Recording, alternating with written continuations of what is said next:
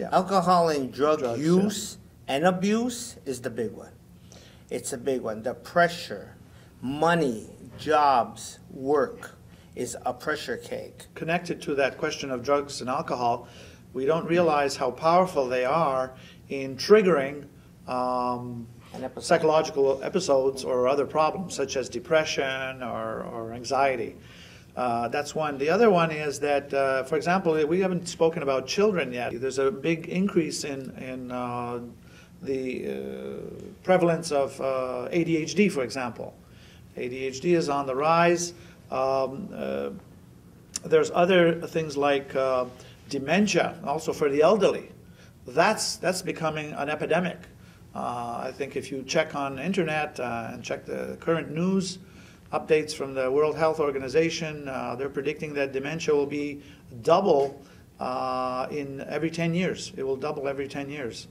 Do you think there is enough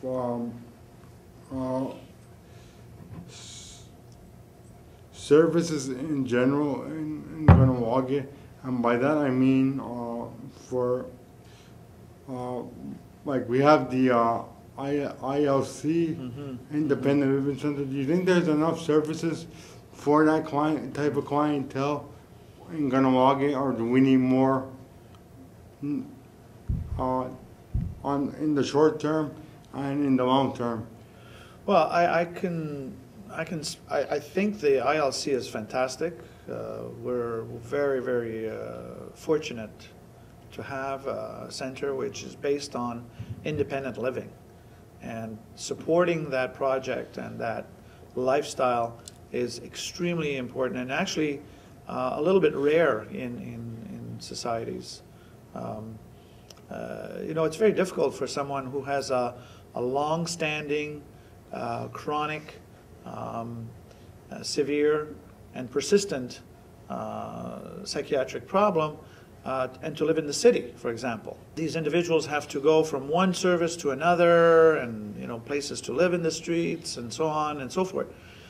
Here, I think it's a great thing to have a place like ILC, as well as other services that are connected to it. It's not alone. People can function, and we give them psychological support, for example. Do we have enough? No. I don't think we have enough resources. Mental health issues are pretty much on the front of everybody's agenda on many levels across Canada, and here as well. And I think that ILC does a great, fantastic job in supporting those who need to live, at least need a residential kind of arrangement. I can speak only for psychological services. We only get a certain budget, so much money, and we struggle with from year to year at times to make ends meet.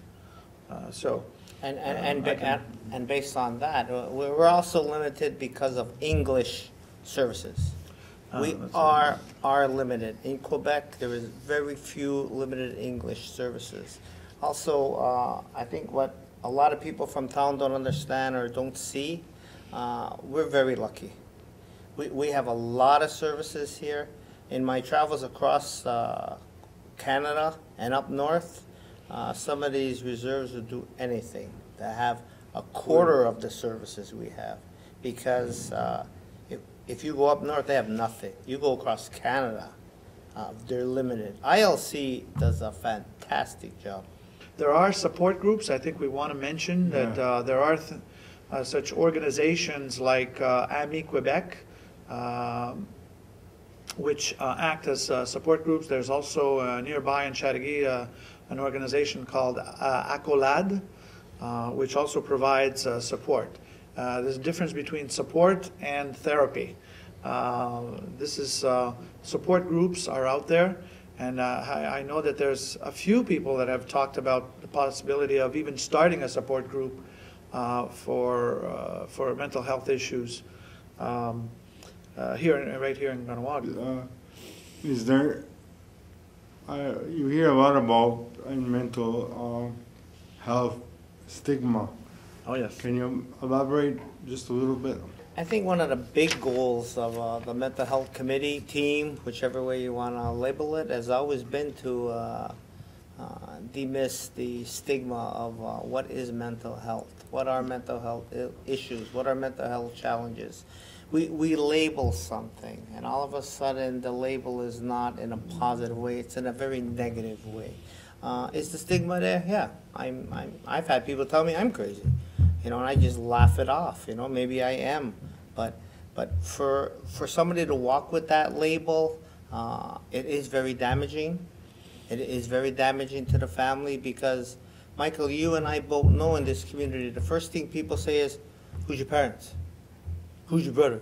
Who's your uncle? That's the first thing they do is they make that connection, and that's a label. Yeah. They make that connection with a family member regardless of who it is, and right off the bat, that's who you are. You came out of the same mold. So the stigma is something. And we have the stigma because lack of education, people's mentality that they can just say what they want and not realize, because sending words at people, you can't take them back. They hurt. Physically punching somebody, I don't condone that, but that pain goes away. But being labeled something, that hurts, and it stays there. We also have to not confuse diagnosis with stigma or labeling.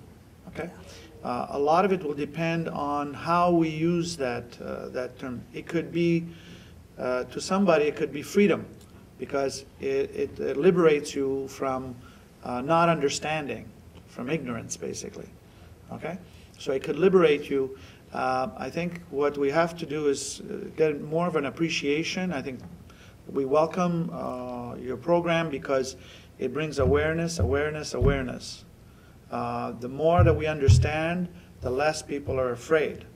And we have to demystify, take away the mythology of the fear that's attached often to giving a negative label. Families and family therapy, as well as support, this could, and breaking programs like this can break away the stigma of negative labeling. There are two people here that are going to be giving out courses on mental health and how to help people in crisis and how to deal with adults and children when there is an episode. So this is something that KSCS is, in fact, right now one person is being trained in Winnipeg. I was just trained in Winnipeg in November, and it is about mental health first aid. And that is a course we will be providing to the community about how do you approach and how do you deal with somebody. And that's also going to dispel and eliminate the stigma, because what is mental illness and how do you approach someone, that's part of the course. That is a piece that will be delivered. And I can't say how soon, but I'm going to say March, April. If an individual has a disability, that they understand it, and acceptance is the end part of understanding, and that's the part that I would like to see is simply acceptance for others who have special needs.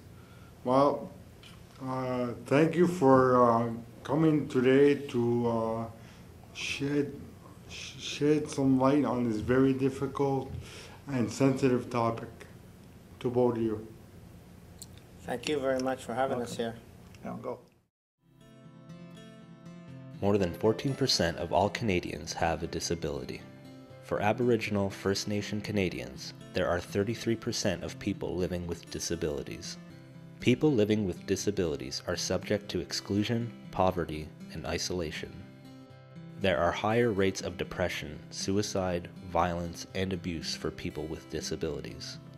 We know that for Aboriginal Canadians with disabilities, all these rates and percentages are even higher. Statistics according to Independent Living Canada